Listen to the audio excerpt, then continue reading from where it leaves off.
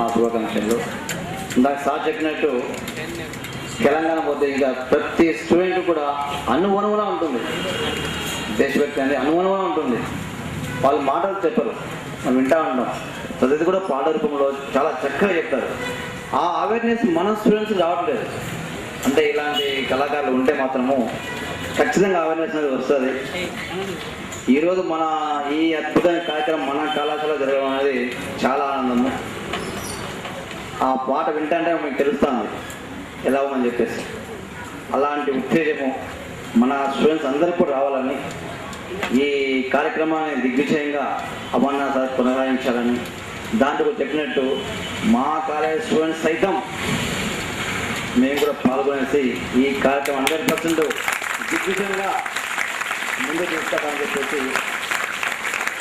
ఇలాంటి కార్యక్రమంలో విద్యార్థుల భవిష్యత్తుకై చేస్తున్న కార్యక్రమానికి ఖచ్చితంగా మా తోడ్పాటు సహకారం మా కాలేజ్ స్టూడెంట్ తరఫున ప్రతి స్టూడెంట్కి ఉంటుంది.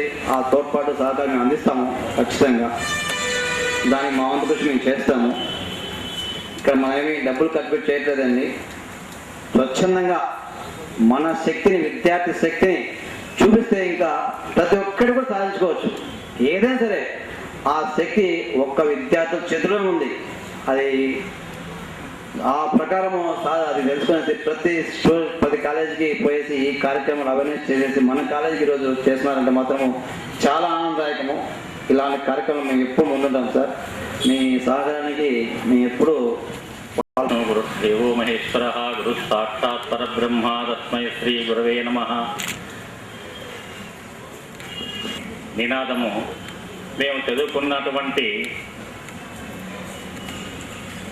వయస్సులో 7, 8, 10వ తరగతి చదువుకున్నాము. అప్పుడు విశాఖ ఉక్కు, ఆంధ్రుల హక్కు అనేటువంటి ఉద్యమం వచ్చింది.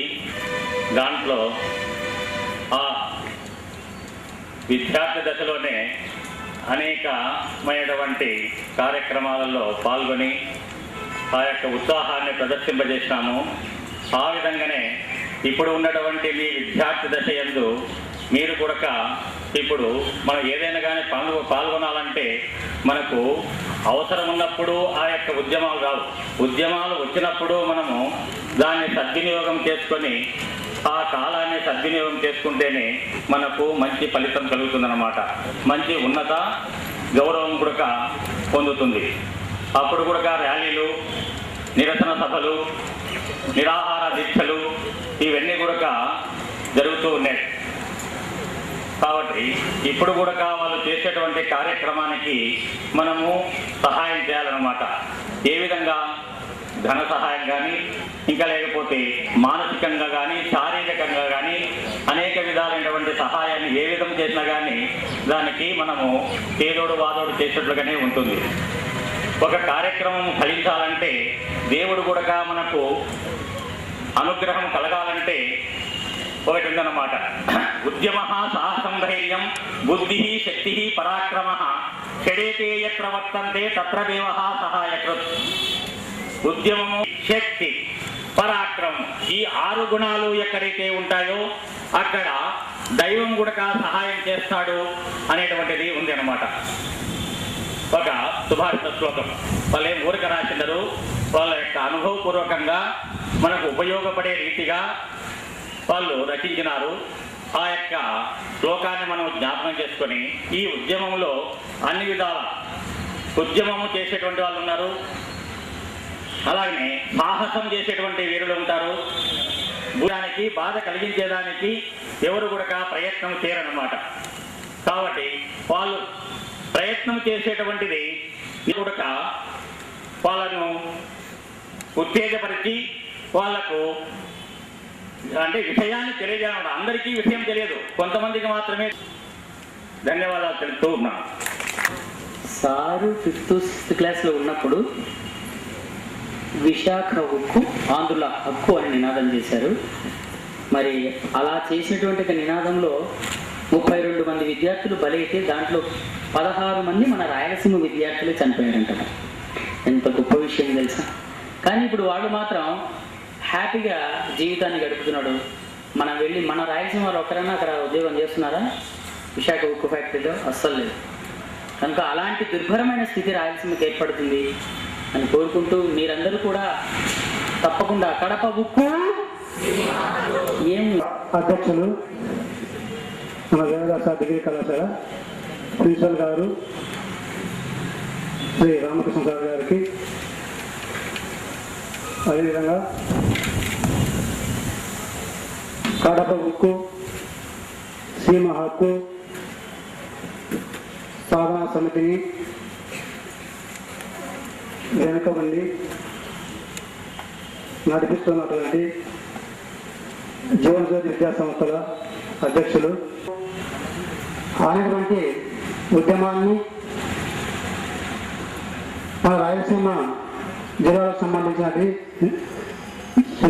సంబంధించినటువంటి కడప, అనంతపురం, చిత్తూరు ఎదుర్కొనేందుకు కడప ఉక్కు సీమ హక్కు అనేటువంటి ఉద్యమం ద్వారా విద్యార్థులందరి ముందుకు ఈ సాధనా సమితి వారు మనందరికీ రావడం జరిగింది. మనకి ఇంతకుముందు మీ కింద మేము ఉండలేమనేటువంటి వాళ్ళ ఉద్యోగపరంగా వాళ్ళ తెలంగాణ రాష్ట్రాన్ని వారు సాధించుకున్నారు. అయితే ఈ కార్యాలయ రూపంలో రకరకాల విద్యా సంస్థల రూపంలో మన ధనాన్నంతా వాళ్ళకి వెచ్చించడం, వాళ్ళ రాష్ట్రాన్ని వాళ్ళకి ఇచ్చిన తర్వాత మన రాష్ట్రం మన ప్రాంతం నుంచి వెళ్ళినటువంటి ధనం కానీ, ధాన్యం కానీ, డబ్బులు కానీ, విద్యా సంస్థలు కానీ మనకు పూర్తి స్థాయిలో రాలేకపోయినాయి. ఎందుకంటే అప్పుడు అధికార పక్షం ఉక్కు ఫ్యాక్టరీని ప్రకటిస్తామని ఆ పార్లమెంటులో చెప్పడం జరిగింది. అయితే ఇప్పుడు ఆ చెప్పినప్పటికీ 2 సంవత్సరాల పరిపాలన పూర్తయినప్పటికీ దాని గురించి పట్టించుకునేటువంటి నాలుగోడు రాష్ట్ర ప్రభుత్వం అసలుకు కేంద్ర ప్రభుత్వాన్ని మా కడప ఉక్కు ఫ్యాక్టరీని రాయలసీమ వాసులకు మీరు ఇవ్వాలి అని ప్రభుత్వం నిలదీయడం లేదు. కాబట్టి ప్రభుత్వం నిలదీసే విధంగా మనందరం కూడా ఈ ఉద్యమంలో శాంతియుత మార్గంలో పాల్గొని నిరసన వ్యక్తం చేసి, నిరాహారం చేసి, ఉపవాసాలు చేసి ప్రభుత్వానికి తెలియవచ్చి పత్రికల ద్వారా, వీడియో ద్వారా ఇది మన రాష్ట్ర ముఖ్యమంత్రికి దృష్టి తీసుకుపోయి, ఆ తర్వాత మన ప్రధానమంత్రి నరేంద్ర మోడీ గారి దృష్టి తీసుకుపోయి మన యొక్క ఉక్కు ఫ్యాక్టరీని మనమే సాధించుకున్నాం, మన ఫ్యాక్టరీలో మనమే ఉద్యోగాలు చేస్తాం, మనమే బాగా ఆనందంగా ఉందాం అనేటువంటి నినాదంతో మీరందరూ కూడా ఈ సాధనా సమితి ఈ రాజకీయ నాయకులు వేయాలా, పైన ఉన్నటువంటి ప్రభుత్వ అధికారులు చేయాలా, అలాంటప్పుడు మాత్రమే సాధ్యమయ్యేందుకు అవకాశం ఉంటుందన్నమాట. ఇలాంటి మీటింగ్లుగా ఎన్నో రకరకాల ఏర్పాటు చేయాలి. అదేవిధంగా ఈ ప్రొద్దుటూరు పట్టణంలో చుట్టుపక్కల ఉన్నటువంటి అన్ని కళాశాల విద్యార్థులు కూడా ఒకసారి ఉమ్మడిగా కలిసి ఒక పెద్ద గ్రౌండ్ లో భారీగా బహిరంగ సభ ఏర్పాటు చేసి ఆ సభ ద్వారా మొత్తం యావత్ దేశానికి తెలియబెట్టే విధంగా ఈ కార్యక్రమం తీసుకుంటే మనం వీలైన తొందరగా మన యొక్క ఉక్కు పరిశ్రమలను సాధించుకున్నటువంటి వాళ్ళం అవుతాం. కాబట్టి విద్యార్థులారా, మీరందరూ తప్పనిసరిగా ఎక్కడ కూడా నిరాశ నిష్ఠలకు లోను కాకుండా ప్రతి ఒక్కరూ ఈ ఉద్యమంలో శాంతియుతంగా పాల్గొని శాంతియుత మార్గంలో నిరసన మార్గం ద్వారా మనం సాధించాలి. అల్లలు చేయడం, ప్రభుత్వ ఆస్తులను ధ్వంసం చేయడం లాంటి కార్యక్రమాలు చేయడం. మన విద్యార్థులకు నా నమస్కారములు. వేదవ్యాస డిగ్రీ కాలేజ్ అంటేనే డిసిప్లైన్కి మారిపోయారు. ఎందుకంటే అనతి కాలంలోనే చాలా కాలేజీ ఉన్నప్పటికీ ముందుకు దూసుకొచ్చిన కాలేజీ. ఏ విధంగా అయితే కాలేజీ దూసుకుపోతుందో మా ఉద్యమాన్ని కూడా ఆ విధంగా దూసుకుపోయి చేస్తారని కోరుకుంటూ మీకు నమస్కారం సార్.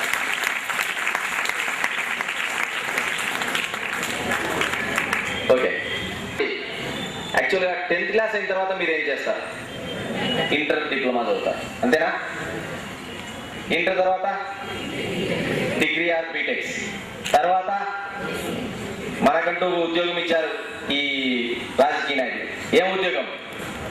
ఐటీ బీటీ అనే ఉద్యోగం ఇచ్చారు. ఇంట్లో తిరగడం, బయట తిరగడం. ఏం ఉద్యోగం ఇచ్చారు? మనకి ఇచ్చారు, ఉద్యోగాలు ఉన్నాయా? తర్వాత మీరు ఏం చేస్తారు? మీరు చెప్పండి. డిగ్రీ తర్వాత, బీటెక్ తర్వాత మీరు ఏం చేయాలనుకున్నారు? ఏ ఉద్యోగం చేయాలనుకున్నారు? చెప్పండి. దారుణమైన పరిస్థితి మనకు తీసుకొచ్చారో మీరు ఆలోచన చేయండి.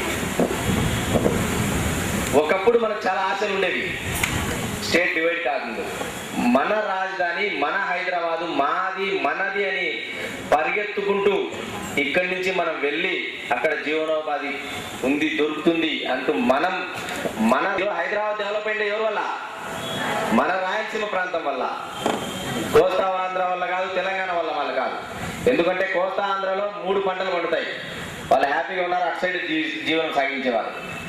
మన రాయలసీమ ప్రాంతం వాళ్ళు అంత లక్షల, వందల లక్షల, వేల మంది అక్కడికి పోయి జీవనం గడిచడం వల్ల అక్కడ ఉండే ఇండస్ట్రీస్ కానీ, పెద్ద పెద్ద ఫ్యాక్టరీస్ కానీ, ఐఐటి మన సాఫ్ట్వేర్ కంపెనీస్ కానీ, ఐటీస్ కానీ, మల్టీప్లెక్స్ థియేటర్స్ కానీ, కార్పొరేట్ హాస్పిటల్స్ కానీ, ఈ విధంగా ఎవరు డెవలప్ అంటే మనం చేయడం వల్ల, ఇంతమంది అక్కడికి పోవడం వల్ల ఎంతమందికి ఉపాధి కలుగుతుంది? ఎవరు మేల్కొన్నారు అక్కడ? వాళ్ళు మేల్కొన్నారు, కానీ మనం మేల్కొన్నామా? మీరు గుర్తించండి, స్టేట్ డివైడ్ అయింది. ఏ కేసీఆర్ వల్ల డివైడ్ అయిందా? ఎవరి వల్ల? Only students. చూడండి, ఒక రాజ్యం ఏర్పడాలన్నా, రాజ్యం విడిపోవాలన్నా, రాజ్యం కూలిపోవాలన్నా, అలాగే ప్రభుత్వాలు రావాలన్నా, ప్రభుత్వం నిలబడాలన్నా, కూలిపోవాలన్నా ఎవరు? స్టూడెంట్స్. మీకంత బలం ఉంది, మీరు తలుచుకుంటే దేన్నైనా సాధిస్తారు, దేన్నైనా శాసిస్తారు, అంత శక్తి మీలో ఉంది. మీరు గుర్తుపెట్టుకోండి, స్టేట్ డివైడ్ అయిన తర్వాత కోస్తాంధ్రలో కూడా బాగున్నారు. ఇప్పుడు ఎందుకు బాగున్నారు? బాగుంటారు. ఎందుకు? రాజధాని వస్తుంది కాబట్టి. ఏం ఒకప్పుడు రాజధాని ఎక్కడ ఉండేది? మళ్ళీ అక్కడ పెట్టచ్చు కదా, ఎందుకు పెట్టలేదు? సీట్లు ఎక్కువ అక్కడ, సీట్లు తక్కువ ఇక్కడ. అంటే ఇక్కడ పెడితే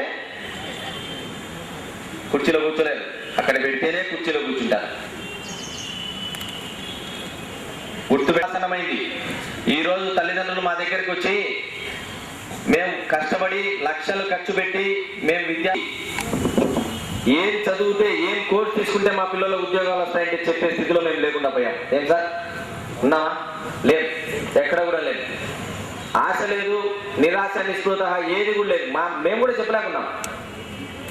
అటువంటి సమయంలో మీరు అనుకోవచ్చు, మేము ఎందుకు ఈ స్టీల్ ఫ్యాక్టరీకి మద్దతు ఇస్తున్నామని. అంటే అటువంటి సమయంలో మంచి కార్యక్రమం, మంచి ఒక ప్లాన్ ఏది చేస్తే ఒకరు ఇద్దరు కాదు, మన రాయలసీమ జిల్లా వాసులు అంతా మేలుపడతారని ఆలోచన చేసి, ఒక్క స్టీల్ ఫ్యాక్టరీ వస్తేనే ఇదంతా జరుగుతుందని ఆలోచించి, ఒక్క పైసా, ఒక్క రూపాయి కూడా ఎవరి నుంచి ఆశించకుండా ఇస్తామన్నా కూడా వద్దని. మీరు గుర్తుపెట్టుకోండి, ఒక్క 100 రూపాయలు పెట్టాలంటే ఎట్లుంటుంది? ఈ మనసు ఒక్క కాదు, పక్కన పొగురు పట్టినాడు, ఈయన ఖర్చు పెట్టినాడు. మీ ఇంట్లో తల్లిదండ్రులు ఇస్తారా? వేరే వాళ్ళ ఊరికి 100 రూపాయలు చెప్తామంటే వేరే వాళ్ళ కోసం ఎవరు ఒప్పుకోరు. అటువంటిది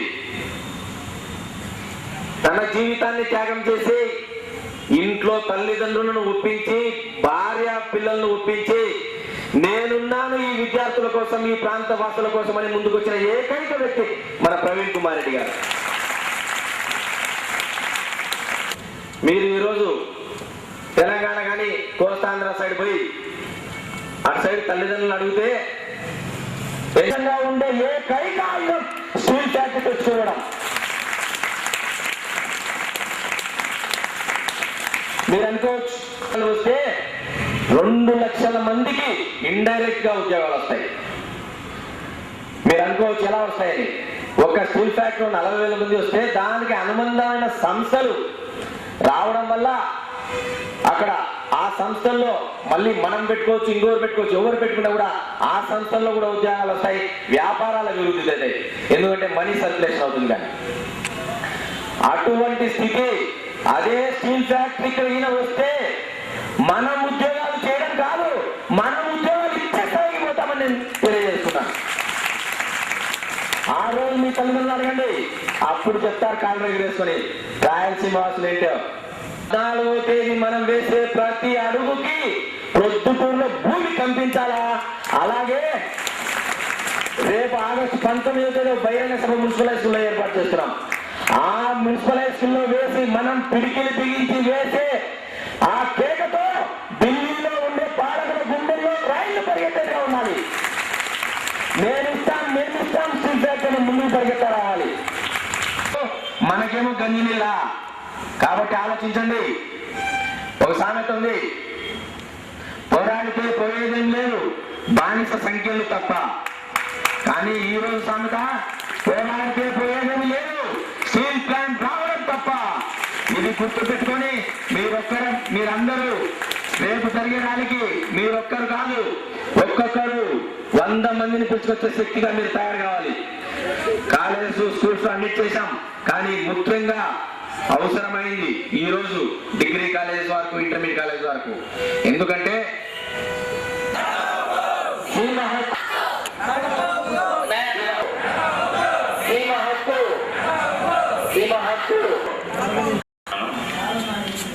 కడప ఉక్కు సీమ హక్కు అనే ఒక నినాదంతో స్టీల్ ప్లాంట్ సాధనా సమితి అనేది ఒకటి ఏర్పాటు చేయడం జరిగింది. ఈ స్టీల్ ప్లాంట్ సాధనా సమితి అనేది నా ఒక్కడిదో కాదు. ఈ స్టీల్ ప్లాంట్ సాధనా సమితికి నేను కేవలం ఒక సైనికుని మాత్రమే, లేదా వ్యాపారమో లేదా చిన్న పరిశ్రమనో ఏదో ఒక చిన్న ఇది చేసుకొని బతికే ఒక కుటుంబం నుంచే మీరు వచ్చింటారు. ఆల్మోస్ట్ మీకు తెలుసు, ఈరోజు మీ పేరెంట్స్ మిమ్మల్ని వేలకు వేలు ఫీజులు కట్టి చదివిస్తున్నారు. మరి చదువు అయిపోయిన తర్వాత మీ పరిస్థితి ఏంటి? ఒక్క ప్రొద్దుటూరు టౌన్ నుంచే దాదాపుగా ఒక 2000 మంది బీటెక్ స్టూడెంట్స్ వస్తున్నారు, ఒక 3000 మంది డిగ్రీ స్టూడెంట్స్ వస్తున్నారు బయటికి. మరి 5000 మంది మీరు డిగ్రీలు అయిపోయి చేసుకొని బయటికి వస్తే కనీసం ఈ కడప జిల్లాలో కానీ, ఈ ప్రొద్దుటూరు టౌన్లో కానీ, రాయలసీమలో కానీ మీకు ఎక్కడైనా ఉద్యోగం ఉందా? ఒక 10 ఉద్యోగాలు ఉన్నాయా? ఏదైనా ఒక పరిశ్రమ ఉందా? మరి మీ సీనియర్స్ ఎవరైనా మీరు కనుక్కోండి. హైదరాబాద్కు పోయి ఒక చిన్న రూమ్ బాడెక్కు తీసుకొని అది 3000 4000 తీసుకొని ఒక 5-6 మంది షేర్ చేసుకొని మీ తల్లిదండ్రులు మిమ్మల్ని డిగ్రీ చేసుకోవాల్సిన ఆ బీటెక్ విద్యార్థి బీటెక్ చదవడం అవసరమా? వెళ్ళాలి పని చేయాలంటే బీటెక్కే చదవాలనా? మరి ఆ పిల్లవాడి చదివేదానికి వాళ్ళ తల్లిదండ్రులు ఉండే భూములు తాకట్టు పెడుతున్నారు, ఉండే బంగారం అమ్ముతున్నారు, ఇంట్లో వస్తువులు అమ్ముతున్నారు. లాస్ట్కు వాళ్ళ రక్తం దారపోసి వాళ్ళ శ్రమను కష్టంతో మిమ్మల్ని ఈరోజు ప్రయోజకులు చేయాలని చదివిస్తున్నారు. మరి జన్మనిచ్చిన తల్లిదండ్రుల రుణం తీర్చుకోవాలి. మనము తల్లిదండ్రులని నా పిల్లవాడు ఒక మంచి గౌరవప్రదమైన ఉద్యోగం చేస్తున్నాడు అని ప్రతి ఒక్కరూ చెప్పుకోగలిగేలాగా ఉండాలి అంటే మనం ఏం చేయాలి? ఒక్కటి ఆలోచన చేయండి. కడప జిల్లా అనగానే రాష్ట్ర చిత్రపటంలో ఒకటి ఉందా? ఏ నాయకుడైనా పట్టించుకుంటున్నాడా? ఒక్కరైనా మీరు చెప్పండి, అధికార పక్షం కానీ ప్రతిపక్షం కానీ ఎవరైనా కడప జిల్లా అంటే పట్టించుకుంటున్నారా? ఏ ఒక్కరు పట్టించుకోవడంలే. పట్టించుకోకపోగా మళ్ళీ ఒక నింద మన మీద వేస్తారు. కడప జిల్లాలో ఉండే ప్రజలు ఫ్యాక్షనిస్టులు, మనసున్న మనల్ని రాష్ట్ర చిత్రపటంలో రౌడీలు అంటారు. తర్వాత పరిశ్రమలు అన్ని కోస్తాకు తీసుకుపోతున్నారు. రాజధాని కోస్తాకు పోయింది. ఈరోజు హైకోర్టు పోవాలంటే కోస్తాకు పోతుంది. మరి ఇదే హైదరాబాద్ను మనం ఆ రోజు ఇది మనదేని ఇక్కడ నుంచి పోయిన వ్యాపారవేత్తలు కానీ, ఇక్కడ నుంచి పోయిన పెద్ద పెద్ద వాళ్ళందరూ హైదరాబాద్ మహానగరం మంది అని అభివృద్ధి చేస్తే లాస్ట్కు అక్కడ వాళ్ళు ఇది మాది, దీంట్లో మీకు హక్కు లేదని పంపించారు. సరే, రాష్ట్ర విభజన ఒక దుర్దినం. ఎవరైనా సరే మనం కోరుకున్నామా రాష్ట్రాన్ని విభజించమని? ఏ ఒక్కరూ కోరుకోలేదు. కేవలం తెలంగాణలో ఉండే విద్యార్థులు ఈ హైదరాబాద్ ఇంత పెద్ద నగరం అయింది, ఇక్కడికి కోస్తా వాళ్ళు రాయలసీమ వాళ్ళు రాకుండా ఉంటే ఇక్కడ మనకందరికీ ఉద్యోగాలు వస్తాయి, ఈ మహానగరం మన సొంతమవుతుందనే ఉద్దేశంతో ఒక ఉస్మానియా యూనివర్సిటీలో కానీ ఇంకొక యూనివర్సిటీలో కానీ విద్యార్థులు కదం తొక్కినారు. విద్యార్థుల వల్లే తెలంగాణ సాధ్యమైంది కానీ ఏ కేసీఆర్ వల్ల కోదండరాం వల్ల కాలేదు. మరి అలాంటి విద్యార్థులు వాళ్ళు హైదరాబాద్ ఈరోజు సాధించుకున్నారు. మీరు చెప్పండి, హైదరాబాద్ రాష్ట్ర విభజన జరిగినప్పుడు 10 ఏళ్ళు ఉమ్మడి రాజధాని హైదరాబాద్ అని చెప్పినారు. మరి 10 ఏళ్ళు ఉమ్మడి రాజధాని అయితే ఇప్పటికి విభజన జరిగి 2 ఏళ్ళు అయింది. మరి అక్కడ మనకు హక్కు ఉందా? అక్కడ మనకు ఉద్యోగాలు ఇస్తున్నారా? వాళ్ళేమో ఒక ఆయన అప్పుడు పెద్దలు కడప కోటిరెడ్డి అనే ఉండేవాళ్ళు శ్రీబాగ్ వడంబడిక అని ఒకటి రాశారు. మరి ఆ రోజు ఏం చెప్పినారంటే రాజధాని ఒక ప్రాంతానికి ఇస్తే హైకోర్టు ఒక ప్రాంతానికి ఇవ్వాలి, మొత్తం ఒక చోట కాకూడదు, మొత్తం రాష్ట్రంలో అన్ని జిల్లాలు డెవలప్ కావాలనే ఉద్దేశంతో ఆ రోజు చెప్పారు. మరి ఈ రోజు మీరు చెప్పండి, రాజధాని ఎక్కడ పెట్టారు? అమరావతి. అమరావతి మనదా?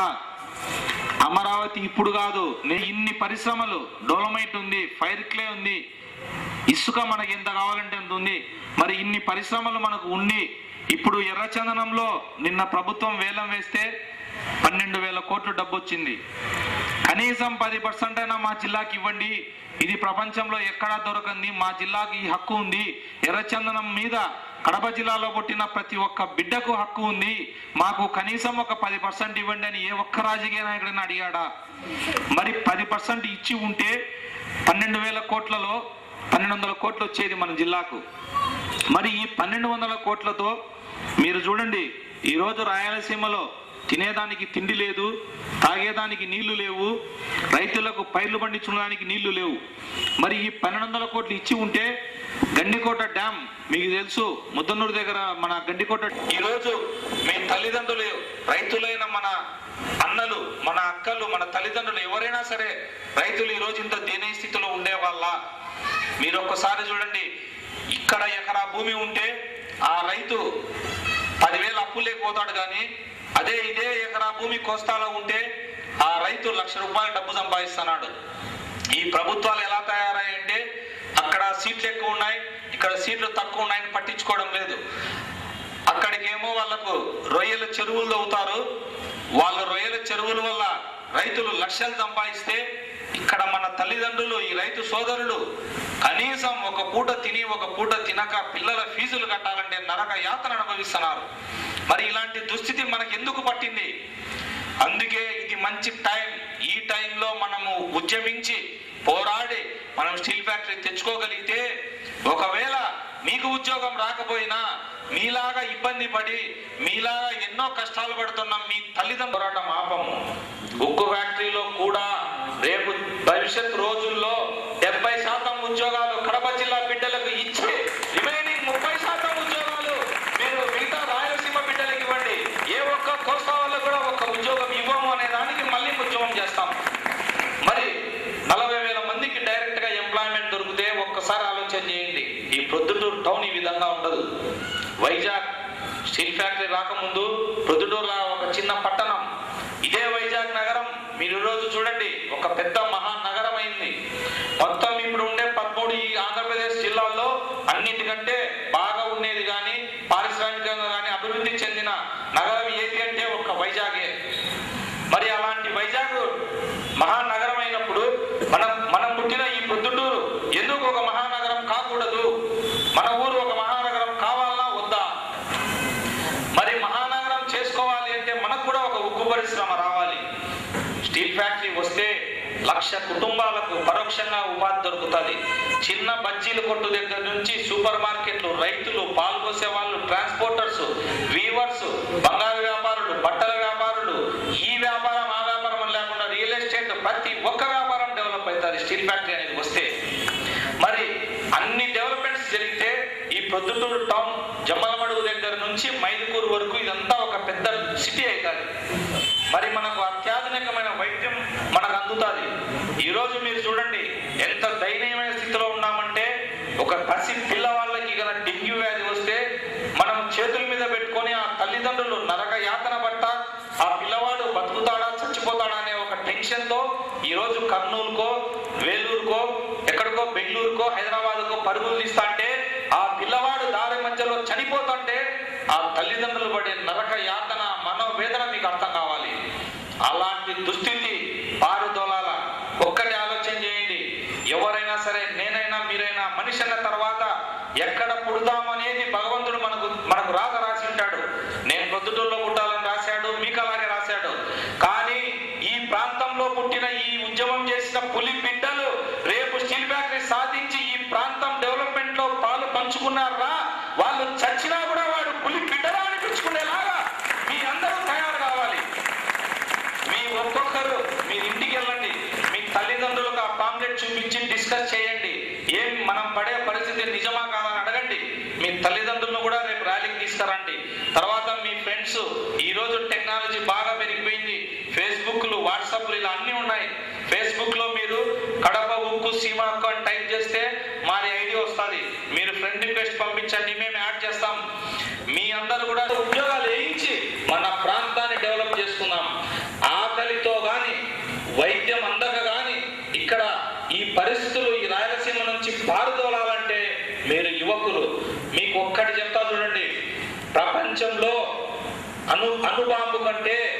శక్తివంతమైంది ఒకటి ఏదైనా ఉందా అని క్వశ్చన్ అడిగితే అది ఒక్క స్టూడెంట్ లోనే ఆ శక్తి ఉంది. 100 అనుభవములైనా కూడా ఒక్క స్టూడెంట్ ఏమి చేయలేవు.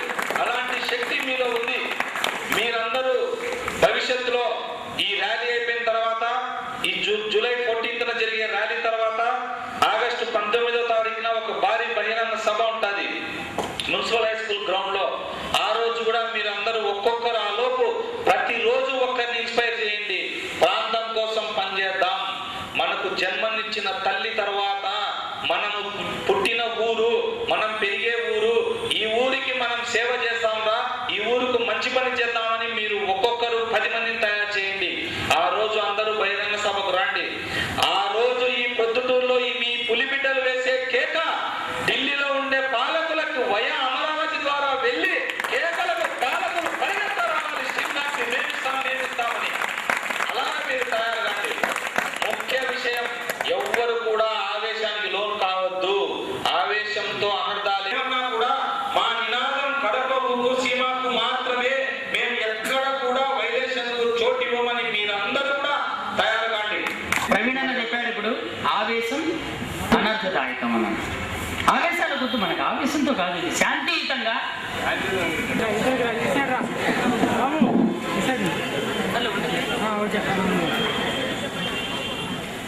నేను పవన్ అడిగిన డౌట్కి నా దగ్గర ఒక చిన్న క్లారిఫికేషన్ ఉందండి. అతను ఏమన్నాడంటే ఇది న్యాయం కాదు, అన్యాయంతో మనం న్యాయం చేద్దామని అతను అంటున్నాడు. కానీ నా ఉద్దేశం ఏంటంటే, చాకు పిస్టల్ కొడవలి గొడ్డలి ఎందుకు హింస సాయుధం, ఆవేశం కోపం ద్వేషం కాదు చిరునవ్వే మన ఆయుధం. అంటే గొడవలు చేస్తేనే మనకి ఎక్కువగా డ్రెస్ అంటే అది నేను నమ్మనండి. అసలు గొడవలకి దీనికి ఏం సంబంధం? మనకి దగ్గర ఏముంది? మన దగ్గర స్టూడెంట్ పవర్ అండి. ఒక్కసారి అదే అంత స్టూడెంట్ పవర్ పెట్టుకొని ఇలాంటి థాట్స్ మనకి రాకూడదు. రేపు ఏం జరుగుతుందో వన్డే, కేవలం 1 day 13 ఒక్కటి గ్యాప్ ఉంది. 14 మనం మన పవర్ ఇంట్రెస్ట్ చూపిద్దాం. అసలు